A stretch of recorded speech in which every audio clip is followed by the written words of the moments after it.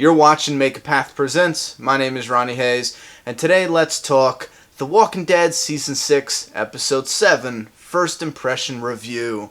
If you're new to the channel, after a few days I'm going to do an in-depth discussion on this episode. But jumping right into this, Glenn is alive.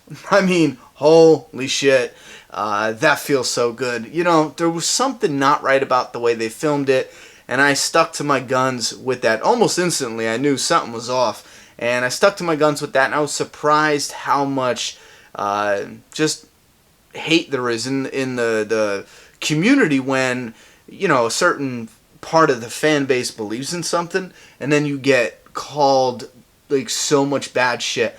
So that was a little rewarding, because after a while I was starting to think like, man, this is going to be hard to explain why I thought he was still alive if he ends up dead. But that doesn't matter now. Glenn is alive, and I stand by what I said. The way they did that was great. I loved it. It got the fandom just heated for a minute, you know? And now was the perfect time, because honestly it was starting to get old. It was like, if they don't show Glenn soon, it's getting a little irritating. So it was the perfect time. And I love how when Glenn was going on the path that Michonne and everyone else took, they see the walker on the fence, and his eyeball was stuck to the thing. They always throw in little bits of walker gore. It seems like in each episode there's always one thing that's the most memorable, and that was it. That crusted ass eyeball. Ew, that was disgusting. Another thing I want to highlight is Rick and Morgan. I love when they're both on screen.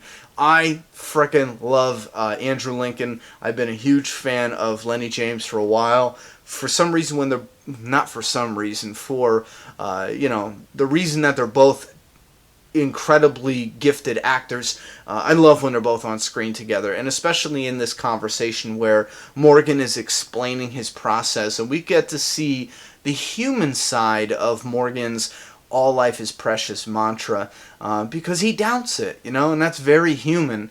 And now that we saw his backstory in episode 4, we understand, at least I'm hoping we understand, why he's clinging to that so hard. But again, we see his doubt, because he does admit that. As far as his philosophy, his way of life, his thinking might not be the right choice in this new world. Spencer, we got the rope scene from the comic. If you're a comic fan, what I'm going to do is I'm going to talk about more comic book shit at the end of this review, so hang tight. Moving on right from that, we got Morgan, Carol, and the wolf. That's obviously going to come to a head, which is pretty interesting, because now we have Carol, who kills, you know, immediately, without any hesitation. Morgan, who believes all life is precious. And the wolf, who is going to be an object in the middle of their battle. So I assume, or I'm predicting, there's going to be some heavy shit between Morgan, Carol, and the wolf in the coming episodes, seeing as they're most likely, you know, all four of them, Morgan, the wolf, Carol, and Denise, all four of them are now trapped in that one building, which is going to be very, very interesting as far as character development goes. I think, at least. Immediately, that's what I thought of. Speaking of Carol, I love the line where Carol says something like, the only thing that keeps you from becoming a monster is killing.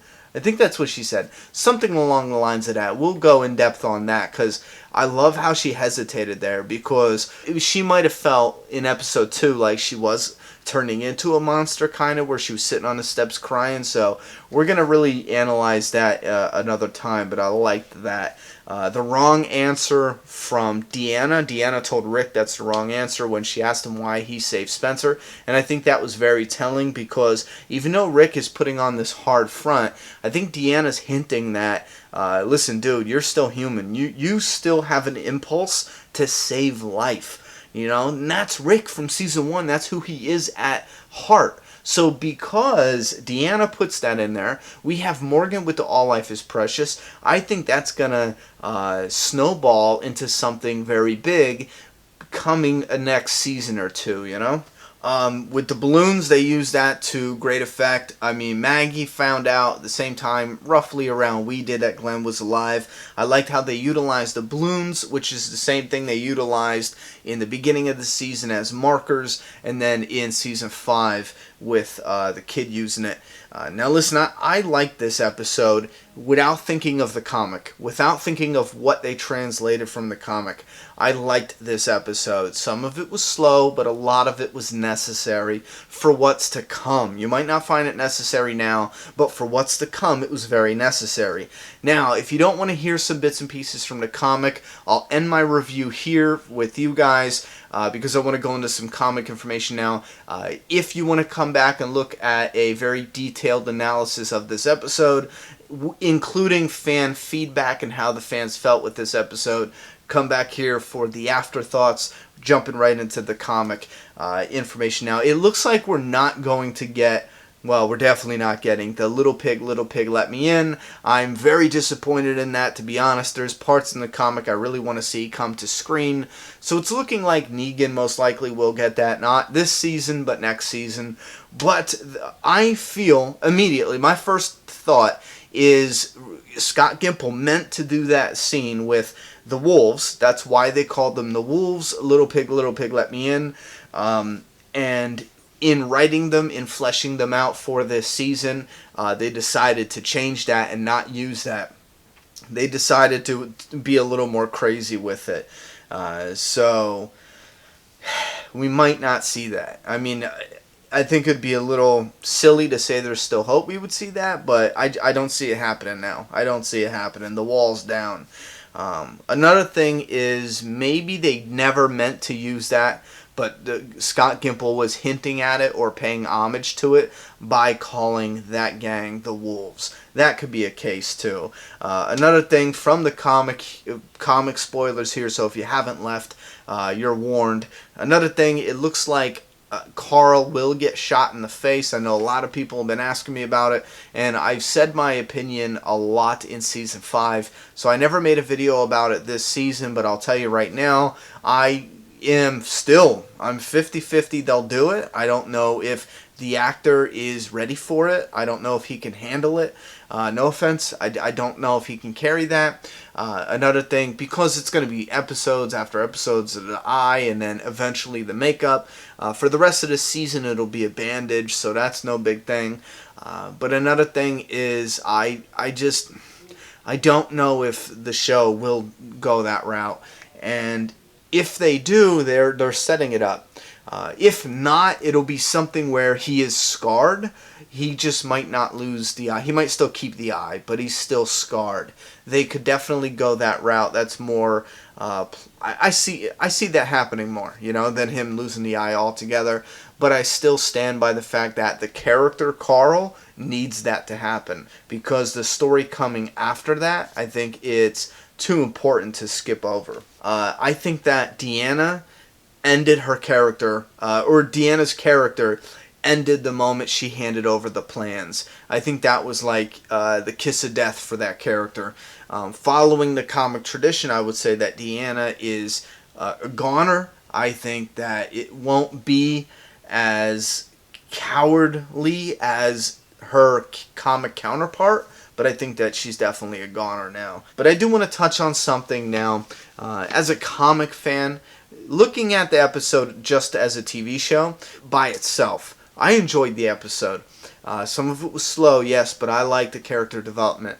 Looking at it from a comic book standpoint, I respect they did the rope scene, but it felt empty, because in the comic there was a mission. On the show, it was like, well, we'll put it in here because it was something cool visually in the comic.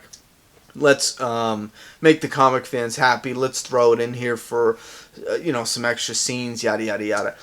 It felt a little empty, but No Way Out altogether, even though it was done beautifully with the music, especially coming with the trailer following immediately. It was done well, very well, for just the show alone.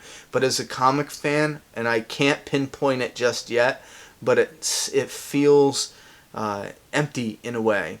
And I think that's the wrong way to say it, but the best way to say it, I think, is it feels like something's missing. It truly does, and I can't put my finger on it, but it just feels like there's not as much, or is not as many people around, or it just feels slacking. And I think that's because in the comic there was so many people doing so many different things, and there was like this preparation because the wall started coming down. There was so much shit going on. It was active. There was snow. There was groups of people, clusters of shit. And here it was just like, we seen Rick and then Tobin on the wall, and then we seen like Maggie over here, Rosita doing little class. I don't know.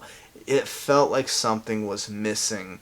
And again, that might not be a reflection of what's to come, because it could be totally jam-packed, awesome episode 4, The No Way Out. But for this episode leading into it, it just feels like it's missing something. I don't know. That's my first opinion of it.